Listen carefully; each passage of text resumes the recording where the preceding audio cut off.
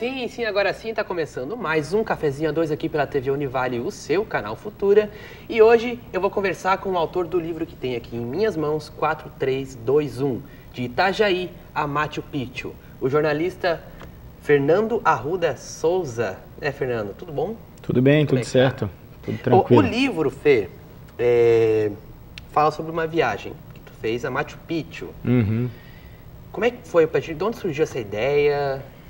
Olha, tem algumas razões, assim, algumas origens esse livro.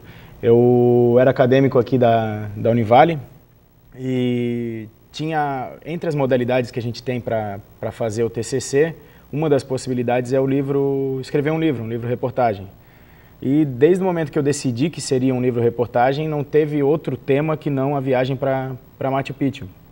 Isso porque na minha adolescência tinha um amigo meu que é peruano, descendente de peruanos, e eu frequentava a casa dele e um dia na sala da casa dele eu vi um quadro da imagem clássica de Machu Picchu ali. E é uma cidade totalmente fora dos padrões de uma cidade. Então eu botei na cabeça que um dia eu iria conhecer as ruínas, essa civilização, o que restou dessa civilização.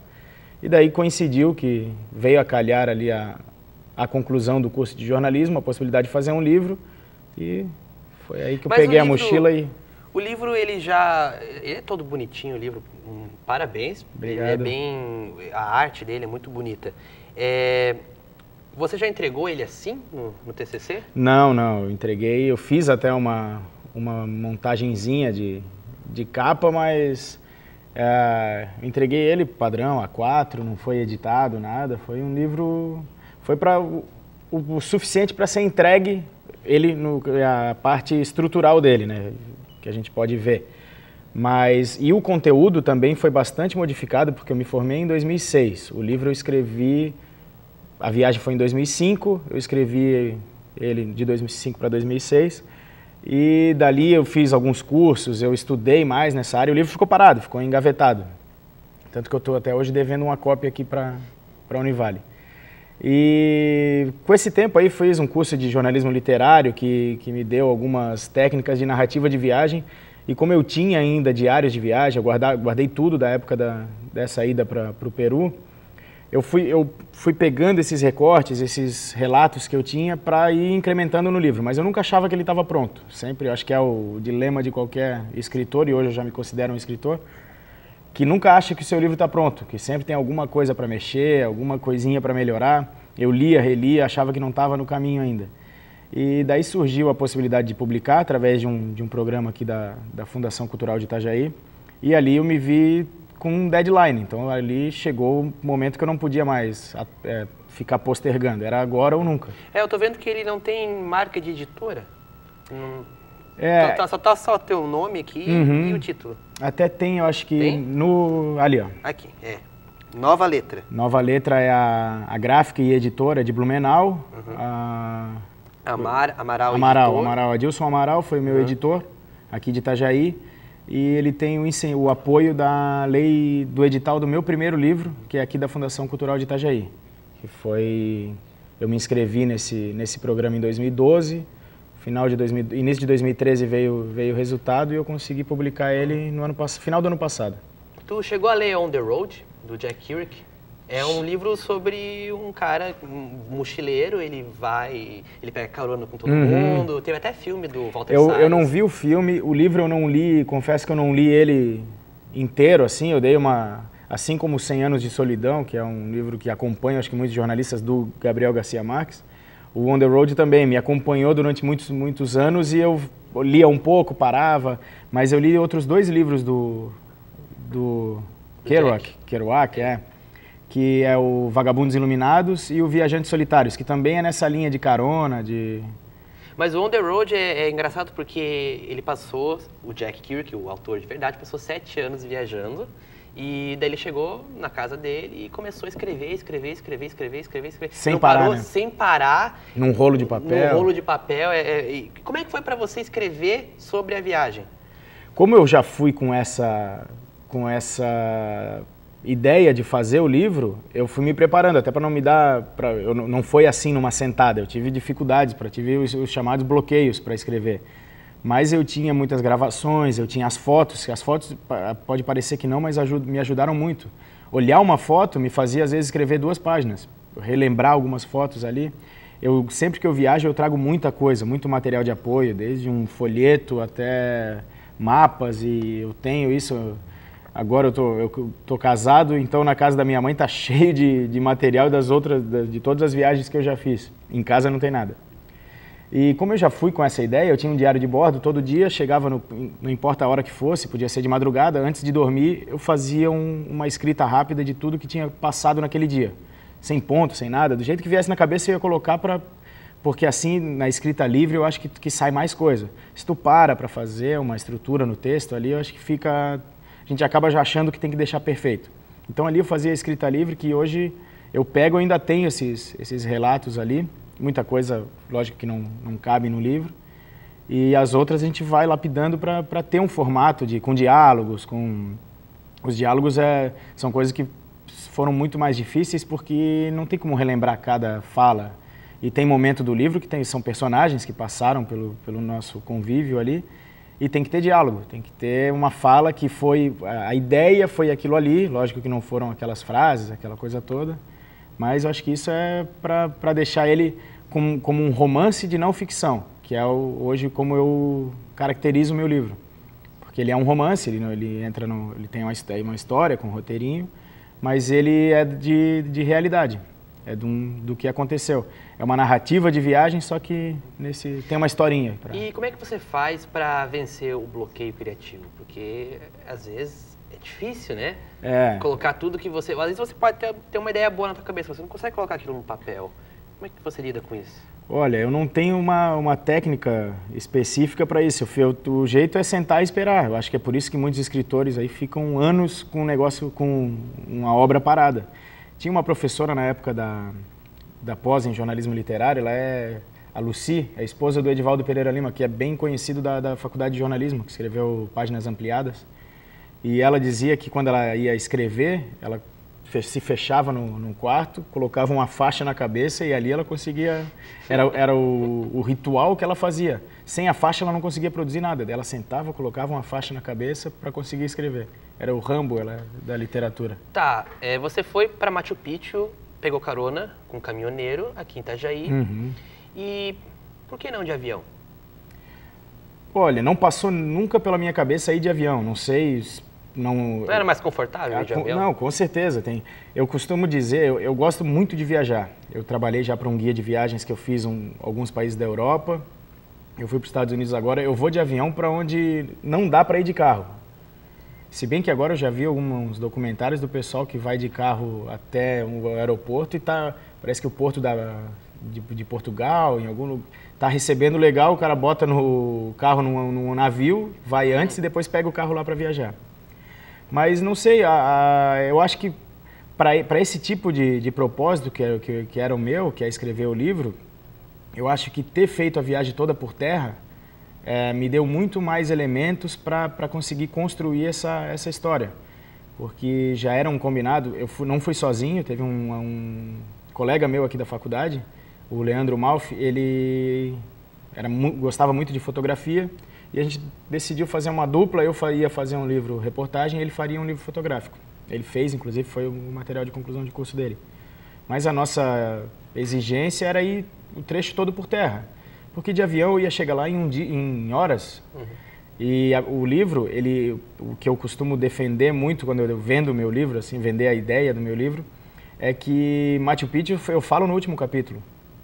O livro é toda... Spoiler. Hã? Spoiler. Você está entregando o final da história. Ah, não, mas isso o título já está ali, né? Mas... Perdi o fio, não. Mas... A história mesmo do meu livro é todo o caminho, é a viagem toda, tudo que aconteceu até eu chegar no meu objetivo. Voltando no Garcia Marques, ele sempre entregou os livros dele, né?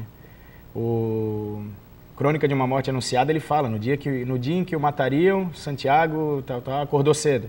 Então tu já sabia que o personagem principal ia morrer. Então tu ficava o livro inteiro querendo saber como aconteceu, como é que ele viveu aquele dia. E ali, quem pega o meu livro sabe que eu saí de Itajaí, de carona, com caminhoneiros, aqui no Poço Santa Rosa, e que eu vou chegar a Machu Picchu.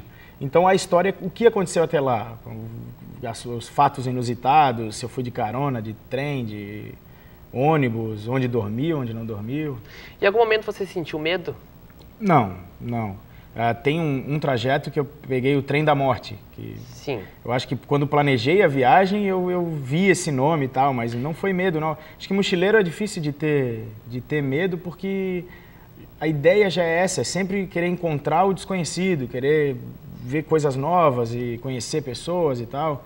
Então não tem como, não dá para ter medo se tu se propõe a viajar dessa forma, viver dessa forma. Aliás, o Trem da Morte é por causa de uma epidemia que teve lá na malária, uma epidemia da malária que matou na Bolívia, né? Uhum. Epidemia de malária. Malária, febre amarela? Você ficou com medo de pegar malária? Não, é uma exigência para sair daqui e para voltar é tomar a vacina. Uhum. A vacina vale por 10 anos, então eu não tinha nem como entrar na Bolívia sem apresentar a nossa carteirinha internacional de vacina. E depois para voltar para o Brasil também. Eles acabam não fiscalizam mala, olham por cima o passaporte, mas se tu não tiver a vacina, não entra. A vacina é uma exigência bem rigorosa. E qual foi assim, o momento mais inusitado de toda a viagem? Que você ficou de cara? No próprio Trem da Morte, já no finalzinho da viagem, porque o trem são 20 e poucas horas. Então ele tem várias paradas, porque ele pega a fronteira do Brasil com a Bolívia e vai até o meio da Bolívia. Não que a Bolívia seja um país imenso, mas ele faz sei lá se dá 1000 quilômetros, mas dá um trecho bem grande. E são várias paradas, entram pessoas vendendo tudo que imagina, menos droga, mas é chá de camomila, café, frango empanado, vende tudo. O frango ali, frito, isso e aquilo, né? Entram no trem, te mostram que o cara está deitado, às vezes está dormindo, já cochilando, vem alguém com um frango em cima. E a gente ficou num vagão que era considerado, o nome era primeira classe, mas de primeiro não tinha nada. Não tinha nada. Então, ali dava para imaginar como viajavam as pessoas de outras, que viajavam na segunda classe, E eu fui até resolvi dar uma caminhada pelo trem e lá num dos últimos vagões estava voltando um turista, um cara falando inglês e tal, com uma caixa e um macaco dentro. Que deu a entender que ele tinha recém comprado o macaco de algum nativo, de algum boliviano. Só que, porra, o cara com mochila, assim como a gente estava, o que ele iria fazer? Porque ali, a Bolívia, é um trajeto muito conhecido até na Europa, na Europa e nos Estados Unidos, ir para Machu Picchu. O pessoal vai até a fronteira da Bolívia, faz o Trem da Morte, faz aquela viagem, pega umas cidades ali por terra até chegar em Machu Picchu. Então o cara provavelmente estava no começo da viagem dele. E o que ele fez ou iria fazer com aquele macaco é que tá até hoje é mais uma coisa que eu estou entregando do livro, mas tá até hoje, fica a dúvida. Porque fica no ar o que queria fazer com o macaco. O que ele comprou, o bendito macaco? Ô, Fernando, a gente vai fazer um intervalo, mas eu tenho mais pergunta para te fazer. Daqui a pouco a gente volta com o autor do livro 4321, de Itajaí a Machu Picchu, o jornalista Fernando Arruda Souza. Daqui a pouco a gente volta. De volta com o Cafezinho 2, hoje eu recebo o jornalista e autor desse livro aqui, 4321, de Itajaí a Machu Picchu, Fernando Arruda Souza. Ô Fernando, como é que você se preparou para essa viagem? Antes de embarcar de carona, como é que você se preparou psicologicamente e o que você levou contigo? Então, a nossa largada aqui, ela foi bem instantânea, assim, porque a gente estava incerto, a gente conversou, a gente sabia que tinham caminhoneiros que sairiam do Santa Rosa e que iriam lá para o Mato Grosso do Sul, para o Mato Grosso e tal, e que era a nossa ideia. Lógico que a gente tinha um plano B, que era, se não tivesse carona, a gente pegava um ônibus aqui na rodoviária de Itajaí e ia até Campo Grande. Daí a gente, numa quarta-feira, era fim da tarde, assim, eu não tinha porque se eu soubesse que eu iria viajar aquela noite toda lá, eu teria dormido acho que o dia inteiro e depois ia preparado. Mas a gente chegou umas 7 e pouco no Poço Santa Rosa ali e já encontrou com 2 caminhoneiros que estavam indo para lá. E eram 2. Então eu e o Leandro, a gente tinha um combinado que, enquanto um dorme, o outro vai trocando ideia com o caminhoneiro para vamos propor isso aí. Só que quando a gente chegou lá, tinham 2 caminhoneiros que iam para o mesmo destino. Então foi cada um em um, e a exigência, ele, não, a gente leva assim, de graça, isso e aquilo, mas a exigência é que vocês não podem dormir para nos fazer companhia até lá, são 21, 22 horas até chegar em Campo Grande. Então foi bem cansativa a viagem, sem dormir nada, quer dizer, eu dava umas dormidas, daí eu ouvia, ele dava um tapa assim no banco para me acordar. E o que eu levei foi uma mochila, só uma mochila. Tudo que eu precisava estava ali, era para 25. A gente tinha assim, estourando podia ficar um mês. Se atrasasse alguma coisa, que tem vários riscos na viagem, não tem ônibus naquele dia, não tem como ir de uma cidade para outra, a gente fica.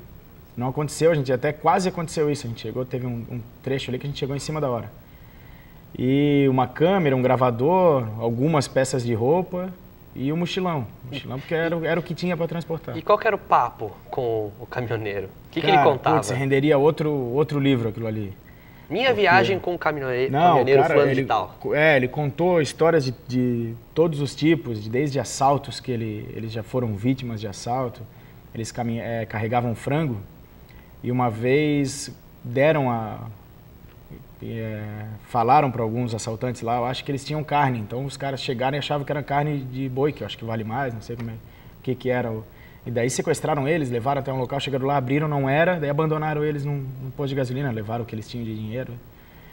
E além de acidentes que eles presenciaram, tem uma história que acaba o seu conto, ainda bem que eu não falo o nome do cara, mas de famílias que caminhoneiros costumam manter nesse caso, mais de uma família. Mas histórias inusitadas, assim, histórias que renderiam um outro livro, com certeza. Você encontrou com outros mochileiros no caminho? Muitos mochileiros. Já chegando em Corumbá, a gente chegou em Campo Grande foi para Corumbá. Em Corumbá a gente já encontrou muitos mochileiros. Muita gente, muitos turistas que vinham para conhecer o Pantanal e usavam Corumbá como ponto de partida. E até ali, Corumbá já é a fronteira com a Bolívia. Então, como ali está o Trem da Morte, um destino muito batido, muito falado no mochilismo internacional, ali a gente já teve contato com muitos mochileiros. Um deles, a gente viajou junto até chegar em Machu Picchu. Um deles ali, porque foram vários brasileiros e cada um foi para um canto e tal. E chegaram novos depois, no meio de um caminho chegaram novos que viajaram com a gente. Porque eu acho que do brasileiro esse negócio de viajar em bando, né? Viajar em grupo. A gente sai daqui sozinho, mas vai encontrando, vai trocando ideia e quando vê tá no mesmo barco. Tá indo para onde? Vai para lá? Não, então já vamos junto. Essa viagem toda, essa viagem muito louca, ela te transformou de alguma maneira? Com certeza. Eu já tinha tido a primeira transformação, eu digo, nessa questão de mochileiro. Em 2002, eu tranquei a faculdade de jornalismo e fui para a Europa. Queria me aventurar, trabalhar. Daí fui para a Espanha, mas na Espanha acabou sendo era na época da Copa, era em junho, julho de 2002. Então a gente ainda pegou o Brasil campeão lá, comemorou. A última Copa que o Brasil ganhou, eu não estava aqui para comemorar. A gente comemorou na Espanha, Barcelona, as ruas cheias. E daí de lá a gente não conseguiu emprego e tal. Eu falo a gente porque tinha mais um amigo meu daqui. E resolvi ir para a Inglaterra. E na Inglaterra, sim, morei numa cidadezinha no sul de Londres e trabalhei lavando prato, lavando azulejo, trabalhei em cozinha e depois fiz uma viagem mochileira para voltar para o Brasil. Mas ali eu acho que me mudou bastante, que eu já tinha saído de casa, já tinha morado fora na época de uma outra faculdade que eu fazia, que eu comecei a fazer, mas ali foi o que eu aprendi eu vi o tamanho desse mundo.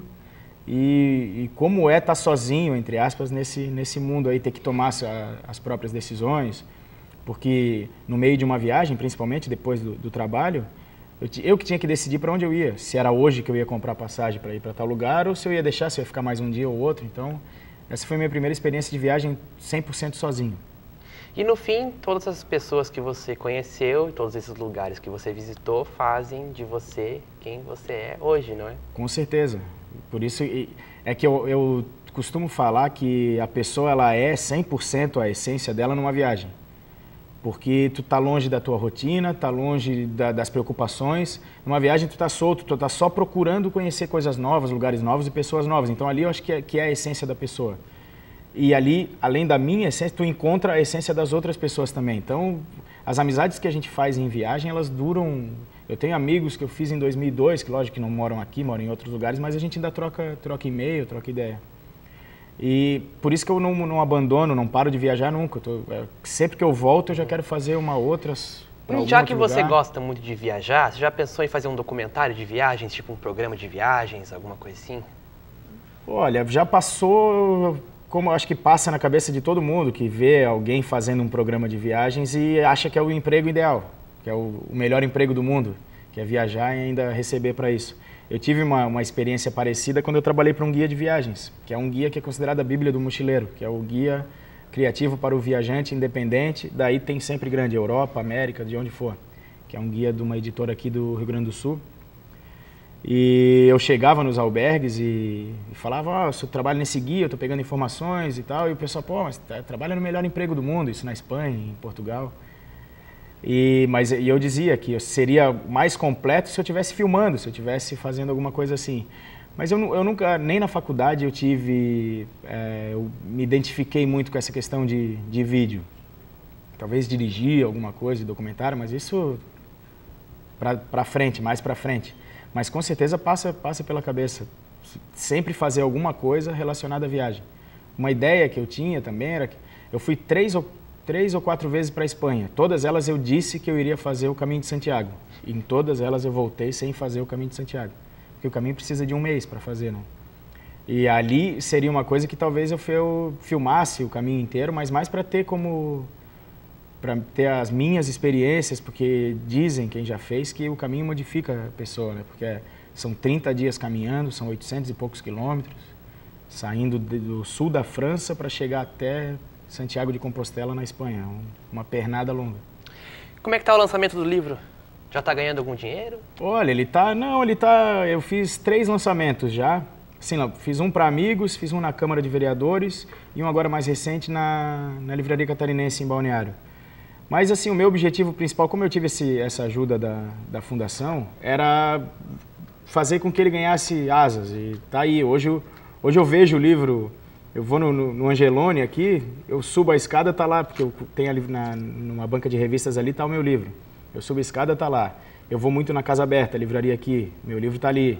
Vou na Catarinense lá em Balneário, no shopping de Balneário, tá lá também. E tem uns parceiros em Blumenau, que eles têm uma casa de chás, de mates, que chama Machu Picchu Mate. Daí a gente foi colocado em contato assim, eu deixei o livro lá com eles também, os caras, fiz um bate-papo uma vez ali com eles, eles até pegaram as fotos, que eu fiz uma exposição na Câmara de Vereadores aqui. Quando acabou a exposição, eu levei as fotos para eles lá.